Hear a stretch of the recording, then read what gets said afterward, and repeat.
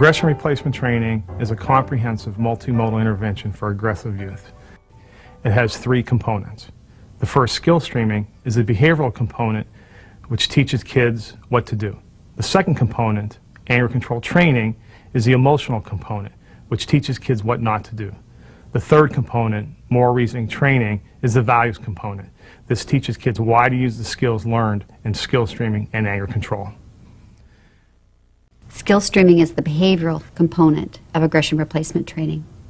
And there are 9 specific steps that a teacher or a group leader follows in implementing skill streaming. And they're based on 4 components: modeling, role-playing, feedback, and transfer of training. Our other group leader, Mark, is going to join us for this. And we're going to model the skill of dealing with an accusation. So we're going to show you the skill steps to dealing with an accusation. Mr. Newman said that I cheated on a test, and I saw you talking to him and wonder why you said something to him. Mark just accused me of telling Mr. Newman that he cheated on a test. I know probably why he thinks I did, because I was talking to Mr. Newman, but I was just asking about an assignment, and I have told on people before, so that might be why he thinks that. But I didn't do it. I was just asking about the assignment, so I'm going to just tell him the truth.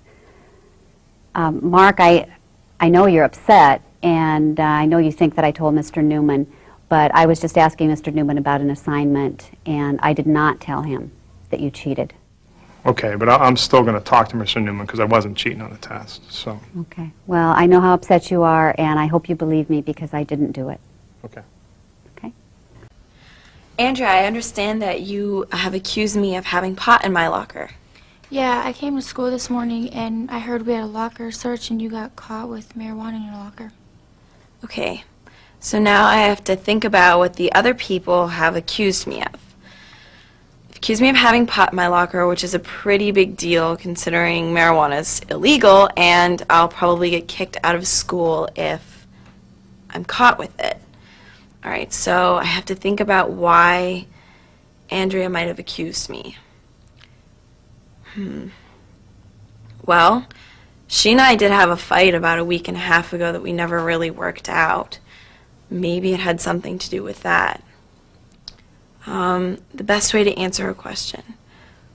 I could tell her that I don't use drugs. She should know that I don't use drugs. We're good friends, and that's enough of an excuse to say, you know, she should know me better than that.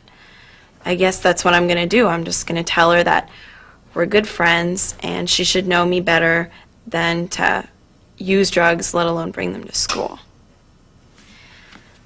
You should know me better than that, Andrea. We've been good friends for a really long time, and I would never use drugs, let alone bring them to school.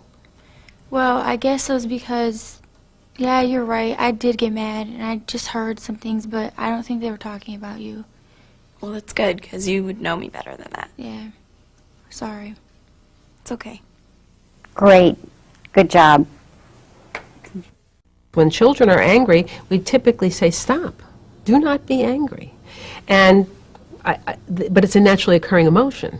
And it occurs, you know, many times and in many contexts. And the objectives of anger management training with kids are several.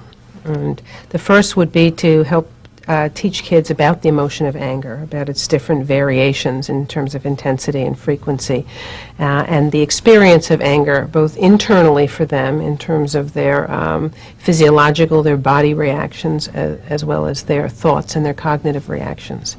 And then there's the external anger reaction, which oftentimes we see either in aggressive behavior, whether it's verbal aggression or nonverbal aggression, but sometimes also in withdrawal or suppression of anger. So we teach kids first about what anger is about. I'll do it with you. All right. Okay, why don't you two guys come up here in front of our group.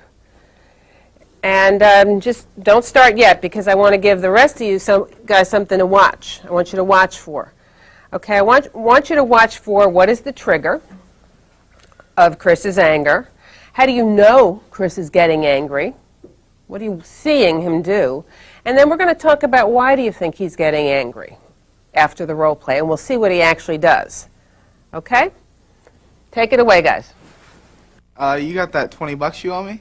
$20? Are you kidding? What do I owe $20 from? Like 3 days ago. I lent you the money to buy that basketball you wanted to get. What? No, you didn't, dude. I did too. I gave that to you. When? Don't you remember the other day? I gave it back to you. I do not remember that. You did not give me the money back. Yeah, I did, dude. What would I lie? Why would I lie? Why I need the money. Okay, let me stop you for a minute there. Now, let me ask the rest of the group a couple questions. You guys just stay here for a minute. The moral reasoning component is the values component of aggression replacement training. It was developed by the pioneering work of Lawrence Kohlberg and assisted by John Gibbs of Ohio State University. Its goals are to increase the moral development stages of the trainees and to also help kids understand how do we interact with the world with issues of fairness and justice. Tom works at the counter of a local McDonald's. Bob is a friend who frequently hangs out with a group of friends at the restaurant. One day when Bob goes to order a meal, he asks Tom not to charge him for his food. Bob tells Tom the manager is on a break, so he'll never find out. Tom has been working on weekends and after school for the last 18 months, mainly to pay for his car insurance. Is that a real scenario? Is that something that you guys think would happen to you? Yes? Has it ever happened to you? Yeah. Could someone give us an example of that? If you think about something that has happened to you? Vanna, you said it did happen. Give us an example. When I was working at a fast food restaurant, a friend of mine had came in and asked if they can get some free food, and it was only a burger, so I didn't mind giving it up, so I just gave her a burger and let her go.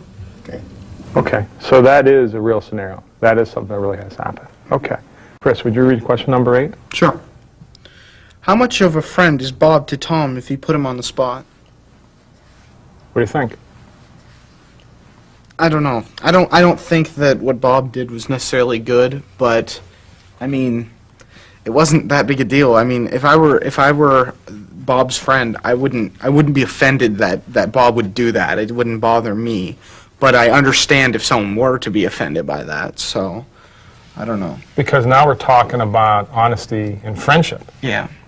I definitely agree with Sarah on that point. I think being a good friend, he should respect Tom's decision and not wanting to lose his job. And he could even resist asking him in the first place. So. You know, there are many theories on where does aggression come from. I mean, there's theories that there are innate drives. You know, there's theories that kids do this out of frustrations, which actually happen. But more importantly, it's a learned behavior. And in such, then, that is a learned behavior, it can be unlearned. And that's the importance of ART, because ART helps develop those competencies for kids and families.